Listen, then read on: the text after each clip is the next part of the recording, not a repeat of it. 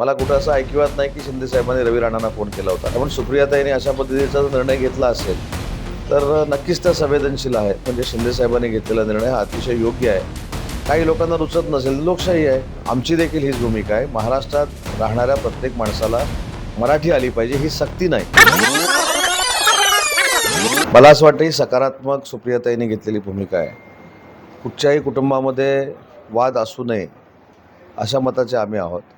आणि शेवटी राष्ट्रवादी काँग्रेस पार्टी पवारसाहेबांची आणि राष्ट्रवादी काँग्रेस पार्टी अजितदादांची, ज्याचं नेतृत्व आज सुनेत्राबाईंनी करतायत, हे जरी दोन पक्ष असले तरी ते सगळं पवार कुटुंबीय आहे.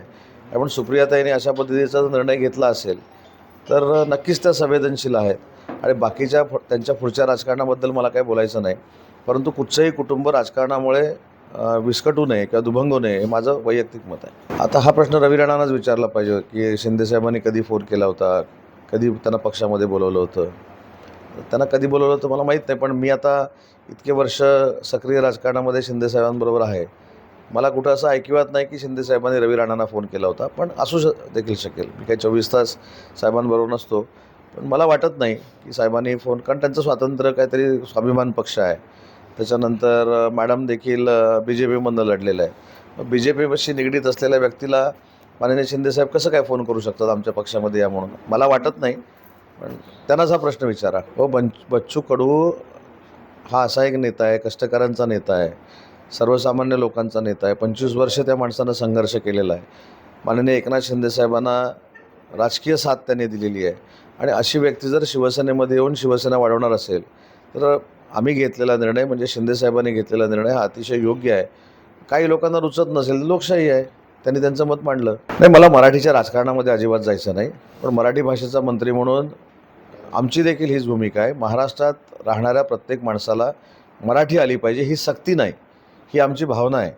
त्याच्यामुळं मराठी बोलता आलं तर वाईट काय आहे? जे परराज्यामधनं जिल्हाधिकारी येतात, जे परराज्यामधनं मुख्य कार्यकारी अधिकारी येतात, SP येतात, हे देखील महाराष्ट्राशी समरस होण्यासाठी मराठी पेपर देतात, मराठी बोलायला शिकतात आणि मग अधिकारी होतात. मग सर्वसामान्य परप्रांतीयानं जर मराठी शिकलं तर फरक कुठं पडतो? ही काही सक्ती नाही, हा भावनेचा प्रश्न आहे.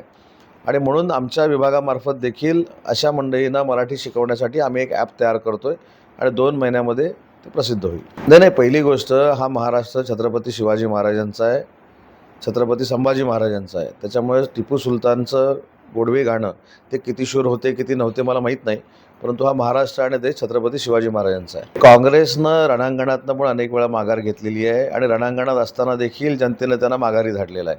त्याच्यामुळे काँग्रेससाठी हे नवीन नाही आणि आमच्यासाठी पण नवीन नाही. ज्यांनी सलग 90 निवडणुका हरण्याचा विश्वविक्रम केला आहे त्या पक्षानं हेच करणार. अजून पलीकडे ते काय करू शकतात? हे म्हणजे उदय सामंत अमेरिकेचा राष्ट्राध्यक्ष होणार आहे हे स्वप्न बघितल्यासारखं आहे. त्यामुळे त्यांना ते स्वप्नातच राहू दे, त्यांना बोलल्याशिवाय पर्याय नाही. कारण मी प्रामाणिकपणानं सांगतो, UBT जी काय आहे अस्तित्व, जे वाटतं ते संजय राऊतांमुळंच वाटतं. ते रोज सकाळी तुमच्याशी बोलत असतात. त्याच्यामुळं UBT शिल्लक आहे असं वाटतं किंवा UBT जिवंत आहे असं वाटतं. ते जर बोलले नाहीत किंवा त्यांनी जर पत्रकार परिषद घेतली नाही तर त्या पक्षाचं अस्तित्व काय? कधी कधी ते एकामेकाची कॉलर पण पकडतात.